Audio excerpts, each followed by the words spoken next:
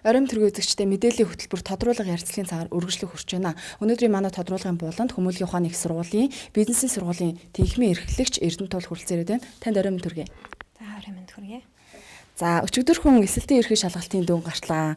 За ерөөдөө ихтэй сургуулиуд маань одоо сурагчдаа хүлээж аваад байна тийм ээ. Танай сургуулийн хувьд Хүмүүнлэгийн ухааны их сургуулийн хувьд ерөөдөө эсэлтийн хэлбэр ямар хөө явагдаж байна? За Хүмүүнлэгийн ухааны их сургууль жил болгоныхоо эсэгчдийг сүүлийн жилүүдэд бол онлайн цахим хэлбэрээр бүртгэж явуулж байгаа. За энэ жилийн хувьд бол өмнөх жилүүдээс арай онцлогтойгоор эсэлтийн ерөнхий шалгалтын оноо гарахаас өмнө 2015 оны 5 сарын 11-ээс эхлээд бол манайх онлайн бүртгэл маань идэвхжиж эхэлсэн. Тэгээд онлайн бүртгэлд бүртгүүлсэн одоо манай Хүмүүнлэгийн ухааны их сургуульд эсхийг хүсэж байгаа хүүхдүүдээ эхлээд бид нар онлайн бүртгэлээр бүртгээд за ингээ өчтөр эслийн ерөнхий шалгалтын оноо гарлаа. За энэ онооны одоо дүнгээр хүүхдүүд маань эрэмблэгдэх ёстой байгаа. Тэгээ энэ онооныхоо үр дүнгээр одоо юу гэдэг эрэмблэгдээд ингээ жагсаалтаар жагссныхан дараагаар бид нар хяналтын тоонд багтаагаад хүүхдээ элсүүлж авах болно. Тэгэхээр онлайн бүртгэл маань бол 7 сарын 5-ны өдрийг дуустал үргэлжилж байгаа.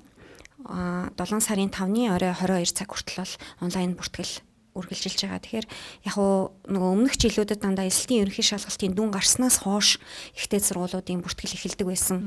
Тэр жишгээр ерөнхийдөө хүүхдүүд манаас энэ жил бас их тайван хандж байгаа шиг байна л да.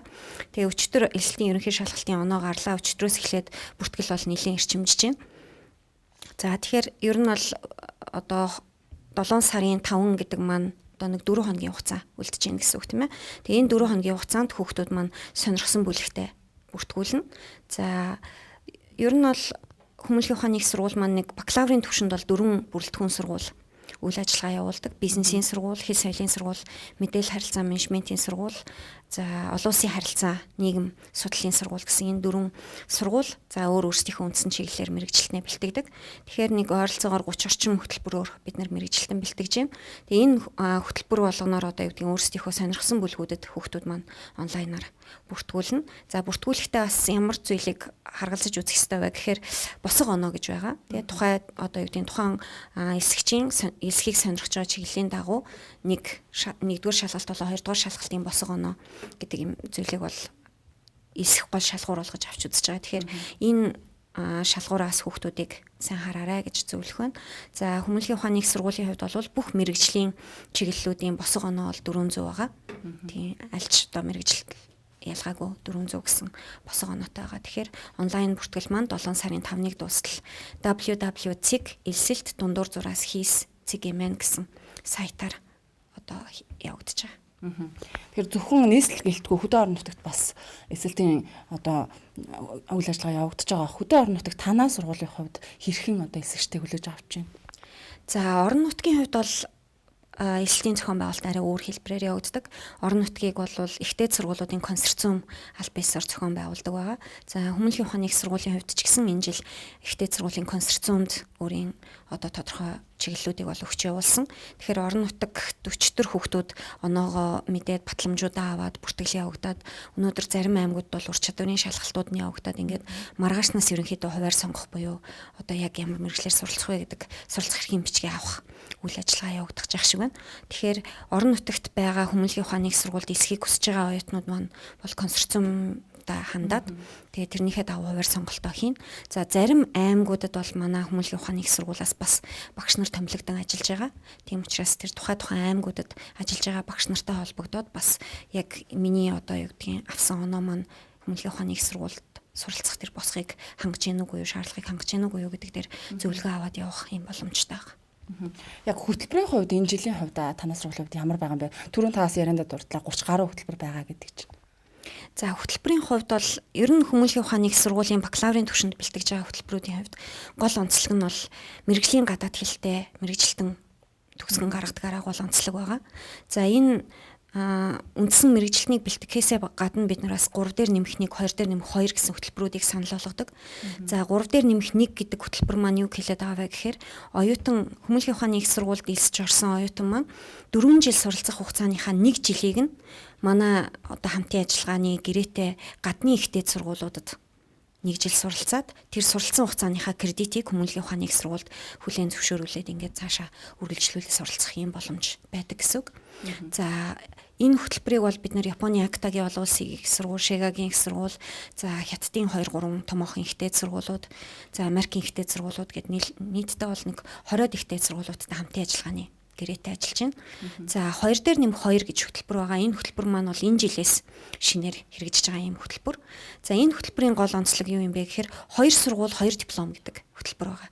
Өөрөөр хэлэх юм бол хүмүүнлэгийн ухааны их сургуулийн компьютер график дизайн, тийм ээ, компьютерийн одоо энэ чиглэлээр суралцж байгаа, элсэж байгаа оюутан маань 2 жилийн хугацаанд хүмүүнлэгийн ухааны их сургуульд суралцаад, за үлдсэн 2 жилээ Солонгосын радио телевизийн их сургуульд суралцаад, ингээд төгсөхдөө хүмүүнлэгийн ухааны их сургууль болон Солонгосын радио телевизийн их сургуулийн 2 дипломыг аваад төгсөх ийм боломж чиг олгож байна.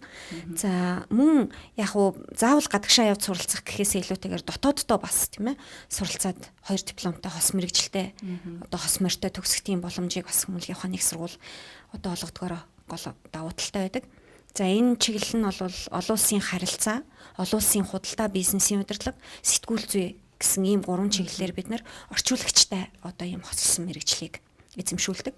Тэгэхээр өөрөөр хэлбэл 4 жилийн хугацаанд оюутан 2 мэрэгжлийг давхар эзэмшээд төгсөхдөө 2 мэрэгжлийн дипломтой төгснө гэсэн үг гэж байна. Тийм. Тэгэхээр энэ талаарх дэлгэрэнгүй одоо мэдээлэл юм уу тийм ээ ийм зөвлөгөөг бол хүмүүнлэгийн ухааны их сургуулиас авч болно. За мөн манай одоо эсэлтийн веб хуудас тийм ээ за мөн Facebook пэйж хуудасуудаар дамжуулаад бол энэ талаарх дэлгэрэнгүй мэдээллүүдийг авах боломжтой байгаа. Хөтөлбөр ямар онцлогтой вэ гэдэг.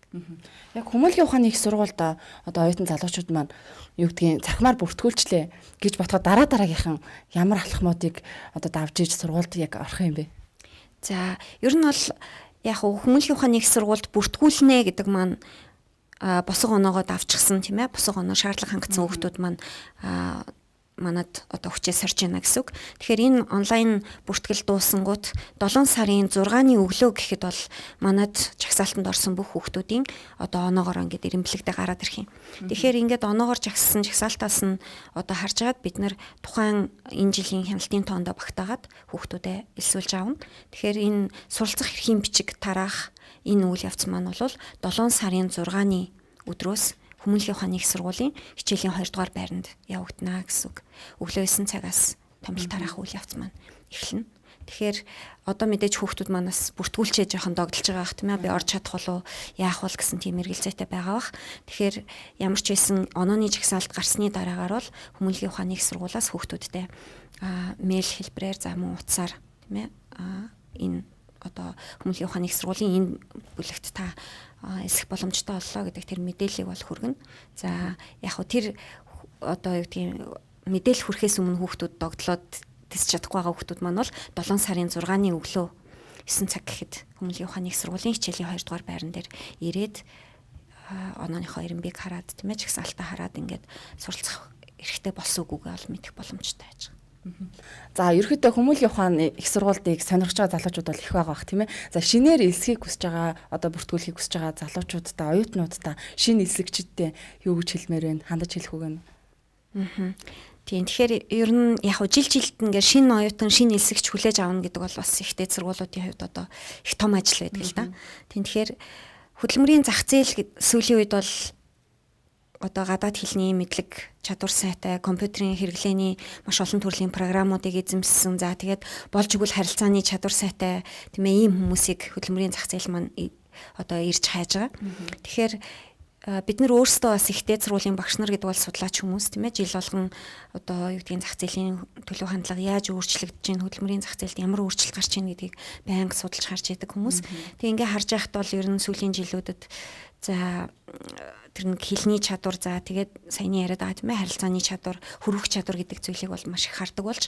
Тэгэхээр Хүмүүнлэгийн ухааны их сургуулийн санал болгож байгаа хөтөлбөрүүд маань хамгийн гол нь энэ хөдөлмөрийн зах зээлийн ирж хайгаад байгаа энэ одоо гол чадваруудыг эзэмших тийм ээ энэ боломжийг одоо давхар олгож байгаа гэдгээрээ бас давуу талтай гэж бид нар бол харж байгаа. За ялангуяа манай саяны яриад байгаа хос мэрэгжлийн тийм ээ энэ ангиудыг төгсөж байгаа төгсөгчдийн маань одоо ажил эрхлэлт хамгийн өндөр хувьтай байдаг. Өөрөөр хэлбэл хөдөлмөрийн зах зээл дээр гараад хамгийн түрүүнд ажлын байраар хангагддаг. Тэгэхээр энэ маань бас биднэрт юу хэлээд байгаа вэ гэхээр үнэхээр яг энэ чиглэлийн мэрэгжилтэн илүү хөдөлмөрийн зах зээл дээр эрэлт хэрэгцээтэй байгаа юм байна гэдгийг мэдрүүлж өгч байгаа зүйлээ гэж харж байгаа. Тийм учраас хэрвээ одоо гадаад хэлний өндөр мэдлэг эзэмший, компьютерийн хэрэглээний програмуудыг бас одоо юу гэдэг хэрэглээний тийм ээ агсан төвшин энд эзэмший. За тэгээд хөрвөх чадвар эзэмший гэж одоо ийм зорилго тавьчихсан ийм хүүхдүүд бол хүмүүнлэгийн ухааны их сургуульд тайлсан нэрээ алдахгүй гэж ам бардам хэлмээр байна. Тэгээд бас шинээр элсэж хүмүүнлэгийн ухааны их сургуулийг сонирхож байгаа. За ялангуяа хүмүүнлэгийн ухааны их сургуульд одоо юу гэдгийг элсэж орно гэдэг ийм хувийн бэлтгэл хангаад их олон жил ингээ бэлтчихсэн байгаа энэ элсэгчтэй бүгдэнд нь амжилт хүсмээр байна. Мэдээллийн хөтөлбөр тодруулга ярилцлагын цагийг хүргэлээ өргөжлүүлэн хөтөлбөрөөр хүлээн авч үзнэ.